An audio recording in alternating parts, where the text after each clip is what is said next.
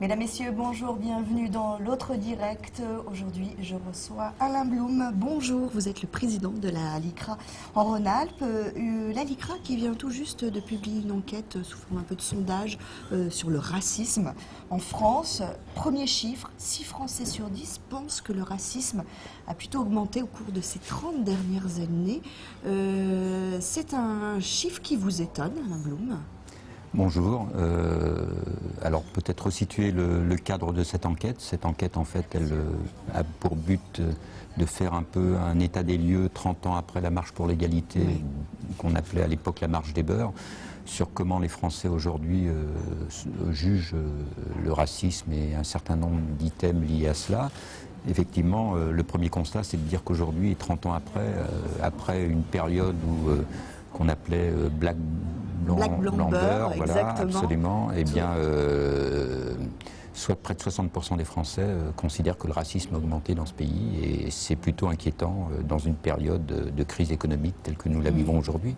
Mais est-ce que justement c'est pas finalement pas si étonnant que ça en période de crise économique, période de crise tout court, même sociale, j'allais dire, on retrouve de la montée du racisme, de l'antisémitisme, de la xénophobie en France? Alors évidemment, de manière historique et malheureusement, les périodes de crise ont conduit des fois au pire. Mais aujourd'hui, nous, au niveau de la LICRA et on espère de l'ensemble des responsabilités des associations antiracistes et du monde politique, il ne faut pas baisser les bras, il ne faut pas subir, il faut agir. Et agir, ça nécessite aujourd'hui de démultiplier nos actions, de réviser un peu nos modes de faire et du coup de pouvoir... C'est une certaine remise en cause peut-être aussi, une remise en question de vos méthodes? Je crois qu'aujourd'hui, le sondage le montre, la perception d'abord la connaissance des organisations antiracistes est relativement faible, et quand on va autour d'une demande de précision sur est-ce que vous connaissez les organisations antiracistes, très peu les connaissent. Donc à partir de là, il est important pour l'ensemble des associations qui luttent sur ce champ-là de réviser leur logiciel et de pouvoir adapter aujourd'hui le combat à la société telle qu'elle est aujourd'hui. Alors, sur le constat général, est-ce que vous constatez des nombres plus importants d'actes racistes, antisémitisme, notamment à Lyon par exemple? Au niveau national, il y a des chiffres qui sont publiés et qui montrent une augmentation des actes racistes, une augmentation très importante des actes antisémites depuis plusieurs années. Le bassin lyonnais ou l'agglomération lyonnaise n'est absolument pas à l'abri de cette augmentation. On a pu le constater malheureusement par rapport... C'est quoi très concrètement? Très concrètement, c'est plus de 2500 recensements d'actes antisémites. Mais après, les chiffres sont toujours très compliqués parce que vous comme moi, vous vous faites agresser. Voilà, c'est cela. Mais après, il y a quand même... C'est difficile de recenser tout ça, oui. Absolument. Mais sur le volet factuel, il y a une augmentation tant au niveau de l'agglomération qu'au niveau national. Ce sont des chiffres indéniables là-dessus. Après, nous, on a d'autres indicateurs au niveau de la LICRA, c'est-à-dire qu'on est aussi très concrètement en accueil des victimes. Et dans cet accueil des victimes, il y a un certain nombre d'indicateurs qui montrent la multiplication de propos racistes ou d'actes racistes dans le milieu du travail, dans l'espace public, par rapport à des accès au logement, et puis des actes antisémites, particulièrement dans les milieux scolaires, dans l'école publique malheureusement. C'est-à-dire que les enfants entre eux dans certains... sont sévères, j'allais dire, entre eux. Oui, enfin le repli communautaire se fait partout et il se fait dès le plus jeune âge malheureusement, et les représentations que peuvent avoir les enfants, notamment au collège, mais même dans les dernières années du primaire aujourd'hui, n'épargnent pas des propos ou des représentations racistes. C'est ça, c'est des propos. Oui, ça peut aller jusqu'à la violence, j'allais dire. Je crois au-delà de la violence verbale, la violence des gestes.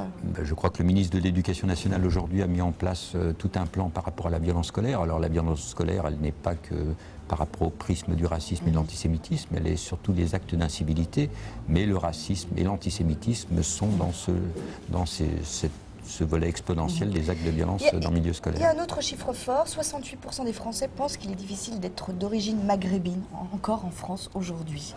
Alors là aussi, c'est un chiffre fort. Oui, c'est un chiffre fort et c'est un constat qui montre qu'aujourd'hui, le vivre ensemble et vis-à-vis de ce qu'on pouvait dire ou de ce qu'on espérait il y a 30 ans est de plus en plus difficile et que le fait d'être maghrébin en France, c'est un handicap dans l'emploi, c'est un handicap dans l'accès au logement et ça peut être un handicap dans la vie quotidienne. C'est ça.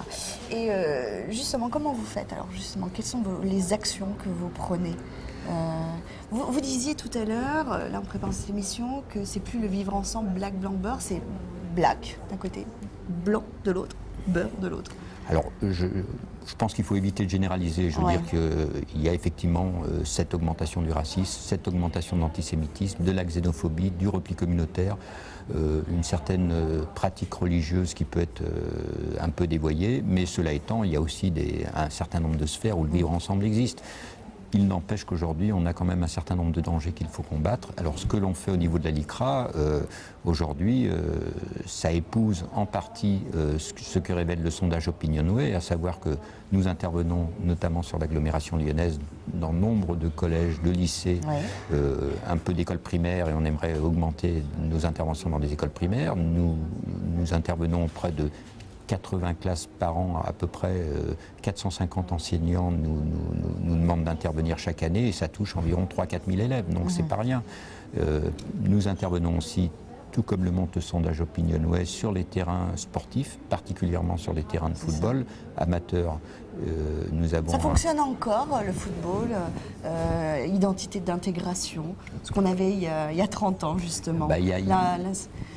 Il y a plusieurs paradoxes dans le football, c'est-à-dire le football, ça reste un sport éminemment populaire et un sport où il y a nombre de personnes qui pratiquent, nombre de personnes qui vont au stade, et derrière, l'évolution des stigmates de la société rejaillit souvent sur ces enceintes-là. Et ce qu'on observe souvent sur les pratiques du football amateur, c'est certains acteurs racistes qui ont été conduits, qui ont même amené des actions judiciaires, notamment à Chambéry. Et aujourd'hui, il y a des équipes où il y a une forme de repli communautaire. Après, là aussi, il faut aussi se garder de généraliser, mais cela étant, les terrains de sport, et notamment le football, on le voit tant au niveau amateur que professionnel, les faits racistes et antisémites sont en augmentation réelle, et ça peut conduire à des drames d'ailleurs et des violences. Il y a aussi le racisme que la LICRA avait pris en main, le racisme anti-blanc. Qu'est-ce que vous entendez par là? Alors, le racisme anti-blanc, alors certes, quand on est d'origine européenne ou quand on est blanc, enfin, même si le terme est, on peut facilement accéder à un logement, on n'a pas de problème de stigmatisation apparente dans l'espace public, a priori, et la recherche d'emploi, on n'est pas entravé dans ce processus-là. Par contre, il y a eu un certain nombre d'actes, quelqu'un qui est d'origine européenne et qui se fait agresser en tant qu'Européen ou en tant que blanc, nous considérons à la LICRA que ça peut se qualifier d'acte raciste, et il y a eu là aussi des actions judiciaires où la LICRA s'est portée partie civile. Par exemple par exemple, quelqu'un qui se fait agresser dans un bus et qui se fait traiter, je ne sais pas, de sale gaulois. Ça existe, ça bien sûr que ça existe. Et je crois que c'est la richesse et le pragmatisme de la LICRA d'intervenir sur tous les champs du racisme, de la xénophobie, de l'antisémitisme, quelle que soit la couleur, quelle que soit la religion.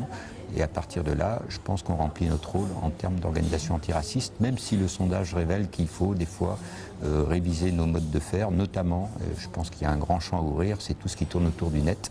C'est ça, il y a une application d'ailleurs. Alors il y a une application LICRA. L'application LICRA en début d'année, là, vous l'avez absolument, mis en au place. mois de juin. Oui.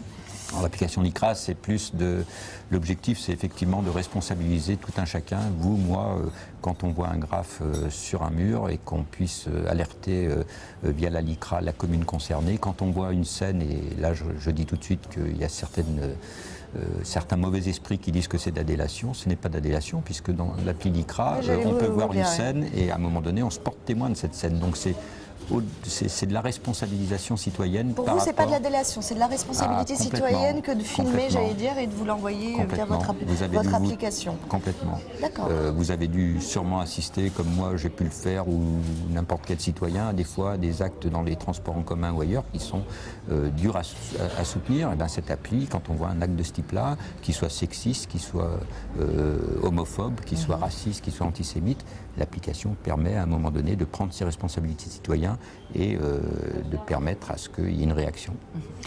Merci beaucoup, Nabloum. C'est déjà la fin de cette émission. Merci beaucoup d'avoir accepté notre invitation. Demain, vous retrouvez Razik Brick. Vous avez rendez-vous avec lui dans l'autre direct. Il reçoit le président du Loup Rugby. À vendredi. Au revoir.